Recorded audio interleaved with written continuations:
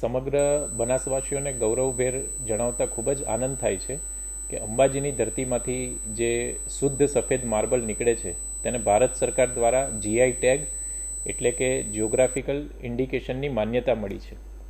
આમ પવિત્ર યાત્રાધામ તરીકે ઓળખાતું આપણું જે અંબાજી શક્તિપીઠ છે એ તેનું નામ હવે વિશ્વના માર્બલ ઉદ્યોગમાં પણ તેજસ્વી રીતે લખાયું છે. સમસ્ત બનાસવાસીઓને તથા અંબાજી માર્બલ ક્વારી એન્ડ ફેક્ટરી એસોસિએશનને પણ હું આ સિદ્ધિ બદલ ખૂબ ખૂબ અભિનંદન પાઠવું છું.